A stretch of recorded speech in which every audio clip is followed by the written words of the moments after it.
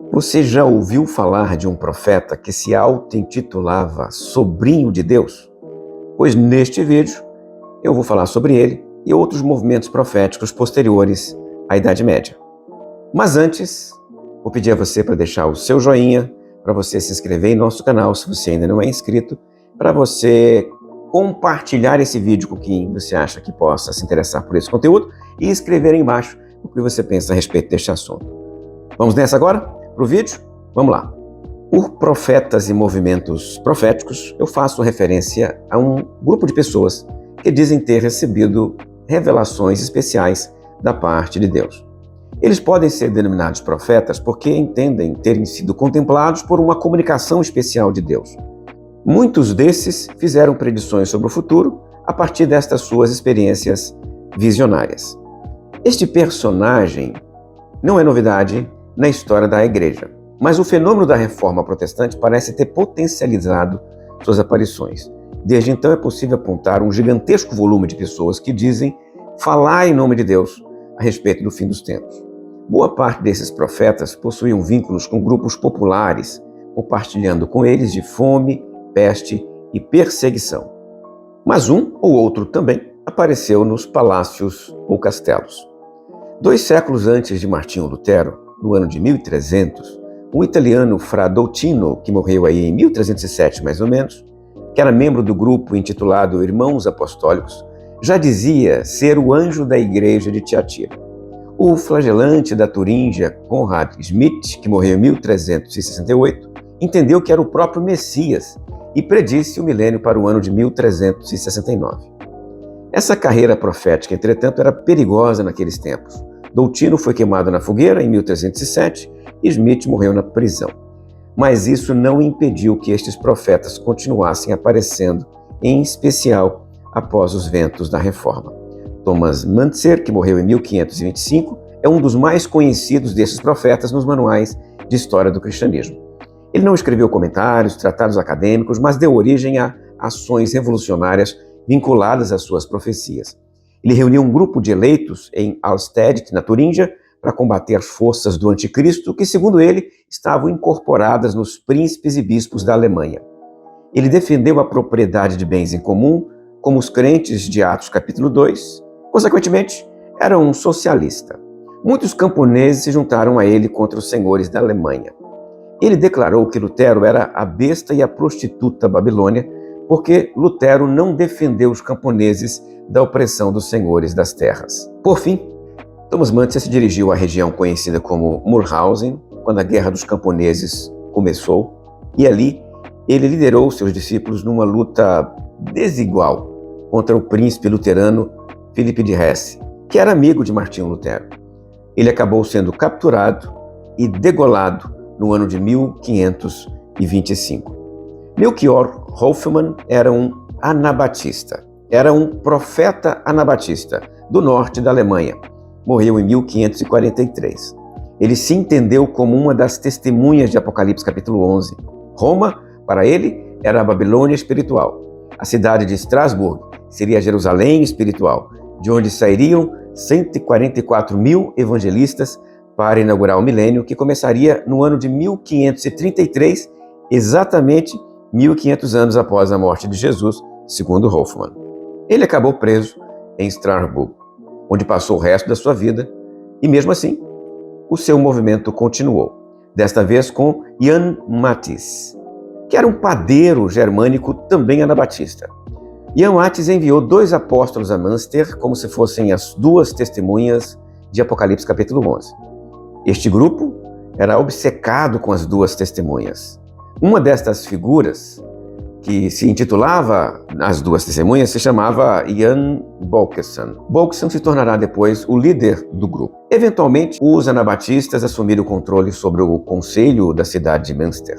O plano deles era estabelecer ali na cidade a Nova Jerusalém, profetizada pelo livro de Apocalipse. Eles expulsaram todos os católicos e todos os luteranos da cidade e rebatizaram à força toda a população. Quem não aceitasse o rebatismo ou sai da cidade ou morre. Quando Matthys morreu, Bolkestein então assume de vez o controle do grupo e da cidade e nomeia 12 presbíteros para organizar a defesa de Munster, criando um código de ética enormemente restritivo, punindo com a morte o adultério e a fornicação, mas, curiosamente, introduzindo na cidade a poligamia. Ele chegou a ter 15 esposas para si e obrigou todos os homens da cidade a assumirem relacionamentos poligâmicos. Caso não assumissem os relacionamentos poligâmicos, eles deveriam enfrentar a morte ali mesmo em Munster. Ele se proclamou rei da cidade e impôs um reino de terror aos seus habitantes.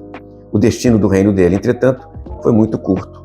O bispo de Münster, que havia sido expulso algum tempo atrás, retornou com ajuda militar, libertou a cidade do seu controle, torturou e matou Bolkesson no ano de 1536.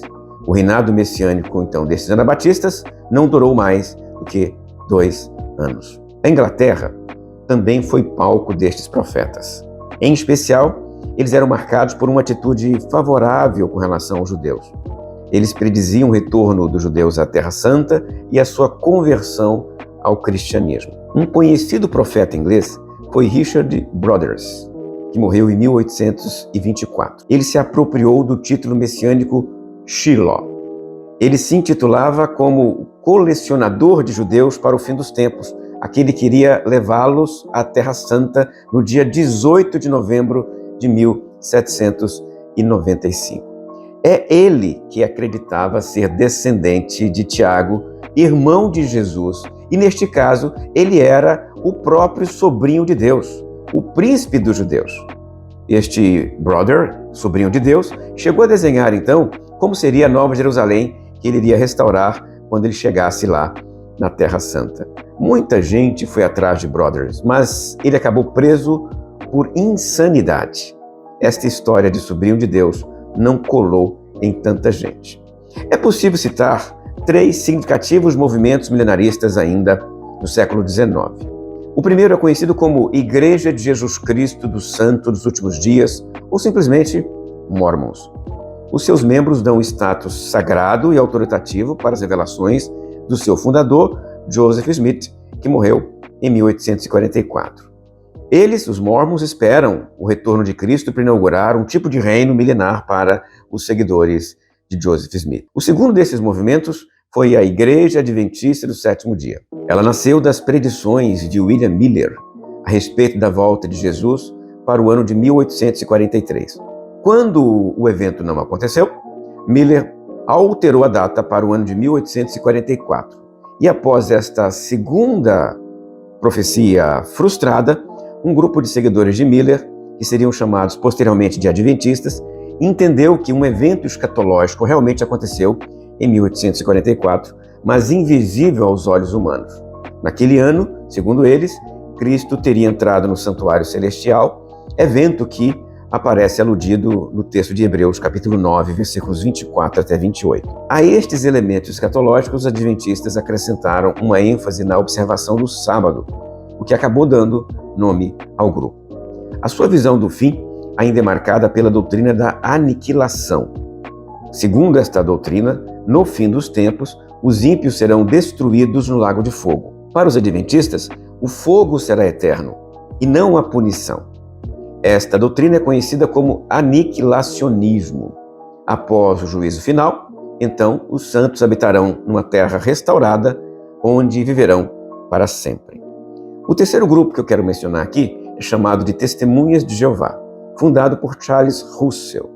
Um de seus ensinos mais característicos e conhecidos é a crença em um núcleo de salvação composto por 144 mil pessoas, que reinarão com Cristo numa realidade diferenciada espiritual.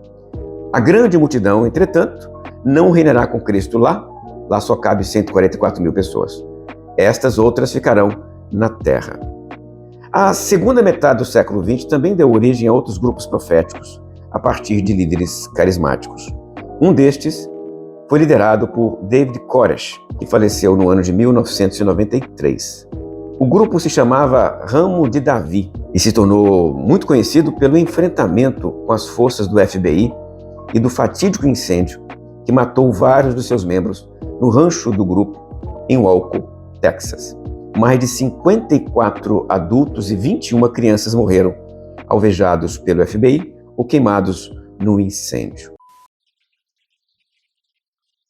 Koresh é evidência do perigo potencial no uso indevido das profecias bíblicas por líderes carismáticos que promovem a violência entre seus discípulos. Estes profetas se sentem participantes dos dramas escatológicos do final dos tempos. Eles se entendem proclamadores do milênio final e, em alguns casos, os promotores deste período milenar, porque eles é que vão inaugurar o milênio. É provável que ideias milenaristas deste tipo floresçam mais em grupos desprestigiados econômica e socialmente. Mas elas também podem aparecer entre ricos e poderosos. Quer entre pobres, quer entre ricos, há uma fluida sensação de ameaça subjacente a estes movimentos, denominada pela estudiosa americana Adela Yarbrough Collis de crise percebida. Eles sentem que alguma coisa não está bem e, em função desta percepção, boa parte dessas experiências aparece e surge entre eles. E você? O que você pensa sobre movimentos milenaristas? Já ouviu falar de alguns desses grupos que eu mencionei aqui neste vídeo? Tem algum outro exemplo para me dar? Se tem, escreva aí abaixo nos comentários. Vamos conversar sobre este assunto, sempre educadamente. Eu vejo você numa próxima oportunidade. Até lá, se Deus quiser.